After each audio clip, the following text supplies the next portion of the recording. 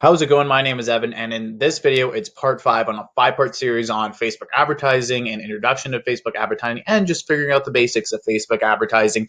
But if this is the first video that you've seen, I've actually reverse engineered this whole process. I'll put the playlist down in the description and in the comment section down below. But this is part five, and we're going to go over your proof of concept, which is actually the very first thing that you should really be doing before doing any sort of advertising onto Facebook.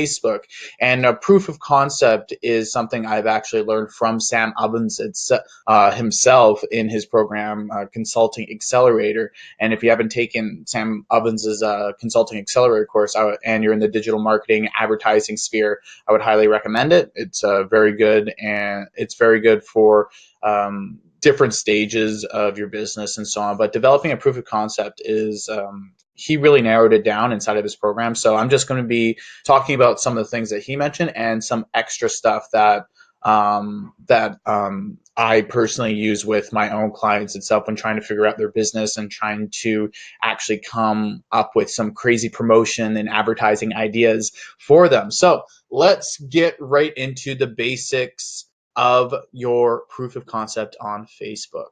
So who are you serving and slash selling to? So whoever you're serving slash selling to. So who are your customers? Who's kind of those that avatar so well, which I'll talk about in a few minutes from now. Who like did you come up with a product? Did you have a really crazy idea on something that you think will be a good idea in so and so niche? Like for example, did you come up with a product for home buyers in real estate? Have you worked with home buyers before? Like who are you serving? You got to get narrow down and figure out the specific niche and who you're actually selling to, because you can't really just sell to everyone, because if you try to sell to everyone, then you'll most likely just be selling to no one at the end of the day. So you got to narrow down your niche, because a lot of different people choose things just based off of, like, hey, it's a men's hair product. A woman probably won't buy a men's hair product, for example. Like the more specific you get, the easier it is to kind of target. So is it tennis players? Is it car enthusiasts? Like who are you selling? Who are you serving to? So you got to narrow down your niche of who you're serving and who you're selling to. So how is your product going to help with society and the greater good for that niche? Because whenever you come up with a product, you should be solving a problem or solving an issue, be it a service-based issue, be it a physical product. It should be serving a need and alleviating a problem, a symptom of that's holding your niche back in a sense. That's a big pain to them that doesn't let them sleep.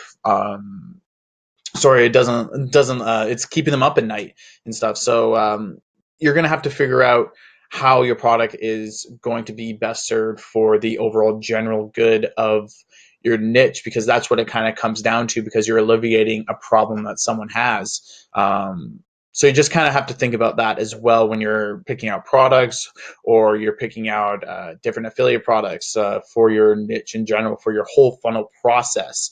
To kind of like Amazon's section in the purchase together, like most popular purchase together items or something like that. You got to kind of think about that and how that kind of alleviates the problems when both your product and the affiliate are working together too. So let's go on to figure out. You need to figure out what your wants, needs, desires of your client are. So what does your client want to do? Do they do they want to be able to skateboard?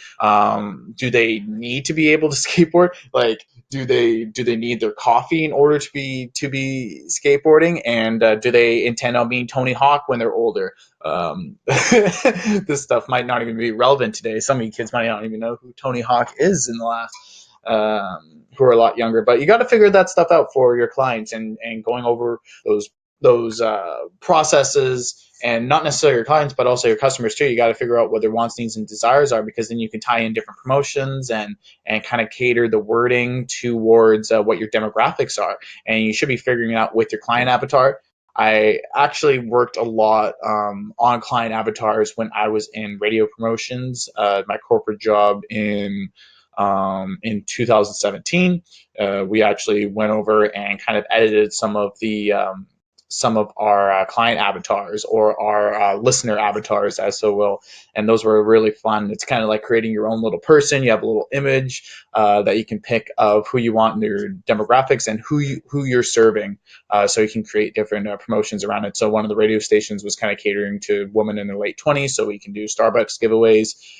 We can also do different makeup and stuff and yoga classes and cross promotion that way. And it was a lot easier to come up with different promotions and marketing campaigns just based off of knowing your own client avatar. Let's move on down. So customer acquisition process, where they buy, what they buy, and how they buy. So where do they end up buying your product? Is it online? Is it over the phone? Is it in person? Do you have your own store? Like, where do they buy your product? What they buy? So have a whole list of all of your products, and if it's hopefully not a general store or anything like that, we're going to try to be very niche specific, and what they buy. What's all the products that you want to be listing out there for your clients to purchase, and that's something that is very important inside of your proof of concept. And how they buy it. Do they buy it with American Express as your payment processor? All of this sort of stuff through your client acquisition, you need to be thinking about all the way from the start to finish. So pretend that you're your own customer and you go through your whole system of where they buy it, what they buy, how they buy it, and then take yourself through that whole start process and see if that's something that flows very well, and then you can kind of connect it as a flywheel, which is another thing that Sam Ovens talks about, as well as what's his face, Jeff Bezos. What's his face, the richest guy in the world. Jeff Bezos talks a lot about a flywheel too, and that's how he's able to kind of balance everything out in traffic and all that sort of fun stuff. So yeah, that's definitely one of the processes you got to be able to figure out is your customer acquisition process, so that you know that there isn't really any holes or any flaws that are inside of your system that you're building out. And then develop it online. So I know I mentioned a couple of different things there that are online, like payment processors and all that stuff, and what kind of platform where people can buy and stuff. But you want to develop all this stuff offline first. You want to write it down. You want to have that system in place offline before you kind of develop it online. Before you go full board and doing all 100% online. So because if you're not really tech savvy, kind of like myself, developing something online might take a little bit longer and stuff than if you were to figure it out offline first and then kind of work through all the kinks and crannies and stuff, and then go over the plan with someone that's just tech savvy and just pay them for the day to develop your whole online process, all your videos, all of your payment stuff, all that's already done. You already have your advertisements all ready, and you have all your copy and stuff. You can do all of that offline first, and then, but you need to be doing it offline before you go online and develop it there. And then as you then develop your process online after figuring all of this stuff out at the beginning, through your proof of concept, right at the beginning, just doing various 30-day attacks where you actually go out there and systemize on different social media platforms to go out and attack where your client base. As soon as you figure out your client avatar, you can kind of figure out where they're hanging out, if it's on Facebook, if it's on Instagram, if it's on YouTube, Google Plus, which doesn't exist anymore. What is it, Exopia? Is it Nexopia? I don't know, something like that. It was an old social media term back in the day. I forget what it's called right now. Yeah, I think it was Nexopia. Nexopia. Hilarious. But yeah, as soon as you figure out where they're all hanging out and stuff, and then you can develop your online attacks where you just systemize, and you spend a few hours, like a part-time job every day, going out there and organically developing your proof of concept and getting clients organically online first before just going on there and then just doing advertising. Even though this is a Facebook advertisement series, I do not recommend doing advertisements right away. You need to develop your proof of concept and go out there and attack some organic traction. So, and find your social media platforms that your client avatar and your perfect clients where they're hanging out in. So you got to be able to do that one first.